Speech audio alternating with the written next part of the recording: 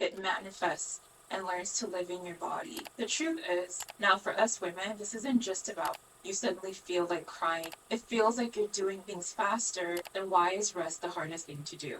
Literally say to yourself, your mind will thank you. Hello, welcome back to Self Above Else, a podcast for the woman who dares to grow. I'm Zahra, your host, and this is where we get real about personal growth, self acceptance, and navigating life's chaos. Over here, there's no filtering, no sugarcoating, no pretending, just real, honest conversations that help you finally put yourself first. Why is it that the moment you finally stop, when you sit down after a long day, it doesn't feel peaceful or relaxing? It actually feels worse. I get it. And I get it because I've lived that exact pattern where doing feels safer than being, and silence feels louder than chaos, right? And let me guess, you're the high achiever, you handle everything, but the second you stop, the stillness feels like a threat. The issue here isn't a lack of drive. It's simply that your system has been conditioned over years. The truth is, you're a woman, not a robot, and you need to stop trying to do it all. So, in this science backed episode, we're going deep into why that robot mentality is costing you your sanity and your physical health. Plus, I'm giving you a simple 9-second framework, the Say Reset, that will finally release the 57 open mental tabs you're currently running.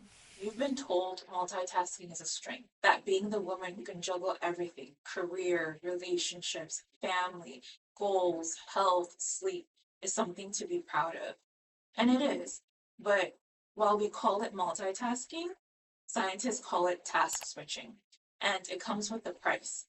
Every time you move from one thing to another, reading an email, replying to a text, switching back to a work project, your brain has to shut down one mental tab and load another. And it feels like you're doing things faster, but you're actually losing time and energy with every single switch. So imagine your brain is like a phone battery. You've got 50 tabs open, a video running, music playing in the background, and notifications going off every few seconds.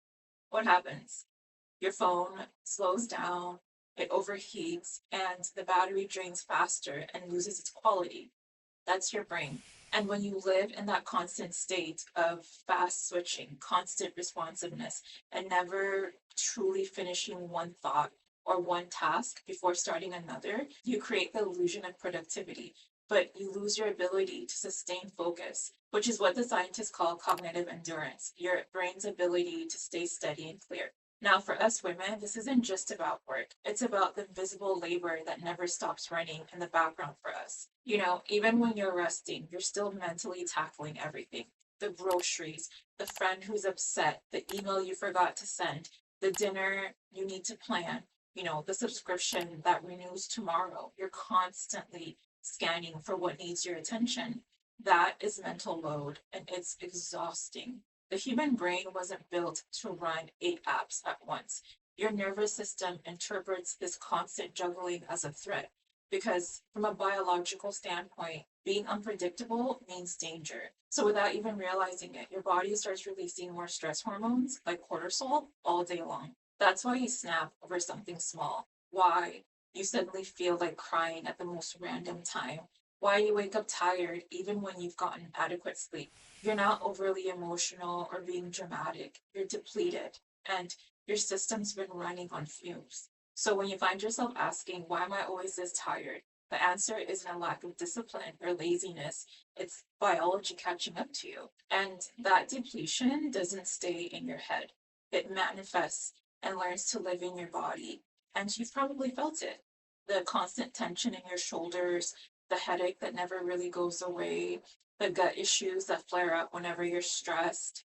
We tend to write these things off as just stress, but what's really happening is something called allostatic load, which is the wear and tear on your body from being in survival mode for too long. So, in this sense, think of your body as an energy budget. Every task, every emotion, every additional mental load spends a little bit of that budget. When you keep spending without rest, you go into energy debt and your body starts collecting interest. And it collects that interest in the form of pain. Just like if your bank account is running below your bank's required balance, you get charged interest in the form of an account fee. That's why your muscles stay tight even when you're laying down, why your digestion feels off, why it's so hard to feel rested no matter how much sleep you get. It's not just in your head, it's your body keeping score of every boundary you didn't set, every yes you gave when you wanted to say no, every time you pushed through instead of pausing. Your body remembers all of it. When you clench your jaw, that's your body bracing for impact. When your stomach is knotted or bloated, that's your gut reacting to pressure. When you get that ache between your shoulder blades, that's tension that's been stored, and not just stored for days, but for years. And that's the thing about our body. It doesn't speak in words, it speaks in symptoms. So the next time you feel the physical weight, pause and acknowledge it. Literally say to yourself, okay, wait, relax. You've been carrying too much. Sometimes a simple moment of recognition is the first moment your system begins to relax. Because believe it or not, your body doesn't need you to fix everything right now. It just needs you to notice that it's been trying to protect you all along. And here's where it gets even more complicated. If your body is begging you to rest, then why is rest the hardest thing to do? Well, it's because for high functioning women like you, like me, rest has become code for danger. The moment you stop producing, that voice in your head starts saying, you're falling behind, you're being lazy, you're losing your productivity. And all that is simple conditioning. You spent years tying your worth to output, right? Accomplishments became proof of your value, while rest and stillness became unsafe. So when you try to slow down, your nervous system doesn't recognize it as peace. It recognizes it as a threat. That's why self care often backfires. You block off a whole day to rest, but within an hour, your anxiety kicks in. And then you can't turn off the mental chaos. So you start scrolling, checking, planning again, even though it's supposed to be your rest day. And it's not that you can't rest, it's that your system doesn't trust rest and the concept of resting just yet. You can't go from 100 miles per hour to stillness and expect peace or expect consistency or expect it to work, right? You have to retrain your brain to believe that slowing down is safe. And that starts through small, consistent moments. Retraining how your brain interprets stillness takes time. Big, abrupt pauses, like an entire day off, or a pricey self care day, will fail because your nervous system still expects the old rules, the old habits, and it needs repeated, tiny evidence that slowing down is safe. And that's the work you have to do, micro consistencies rather than dramatic, random days off. When you begin to stack small, safe pauses, the part of your brain that felt threatened starts to update. That voice that used to say, you'll fall behind, you're not productive, eventually says, you know what, you'll be fine. It starts to turn the fear, starts to turn the disbelief into trust, and into trust that rest is okay.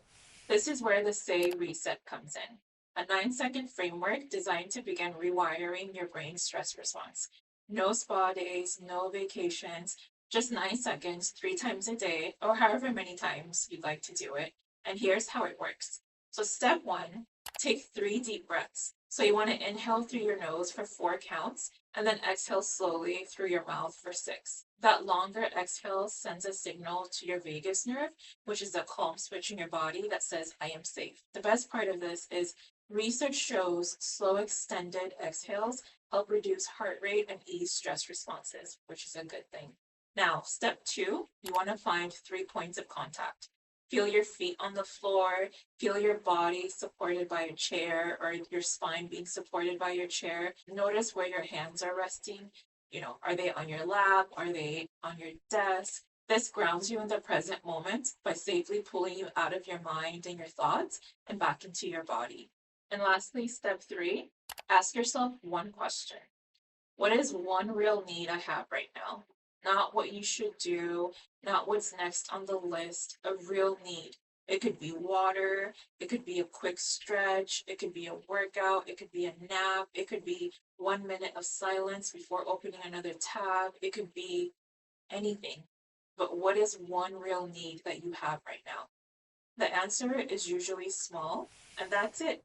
The full reset literally takes 9 seconds. 9 seconds that interrupt robot mode and send a new signal to your system, which is stillness can be harmless. Do it in between meetings. Do it before you check your phone first thing in the morning. Do it whenever you notice you're getting irritable, when your jaw is clenched, and especially when your mind starts racing. Each time you do it, you teach your nervous system that rest doesn't equal danger, it equals safety. And that's how you start rebuilding trust between your mind and your body. Over time, those 9 second moments become evidence that you can stop and still be okay. So, no, you're not lazy, you're not failing, and you're not burnt out because you're unproductive. You're burnt out because you've been living like your mind and body are separate when they're not. You're not a machine, you are not a robot, you are human. And being human means needing rest. So, the next time you feel the urge to keep pushing, just pause. Use the say reset. Let it interrupt the chaos before it consumes you and allow yourself to reconnect with your body. Your mind will thank you. And that's it for this episode. Thank you for tuning in, but more importantly, thank you for existing. Let me know your thoughts and experiences on this episode's topic, as well as your personal growth progress. I read all of your comments and reply to as many as I can, so don't be shy. If you're enjoying this topic, be sure to join me over on our exclusive email newsletter, The Say Lounge. It's where I share members only perspectives, stories, and goodies you won't get anywhere else. And the best part, it's completely free, and I never bombard your inbox with those annoying, spammy, salesy stuff. It's just you, me, and our community of women daring to grow. Click the link in the description box below to enter the Say Lounge and sit at our table. As always, thank you for existing. Until next time, self above else.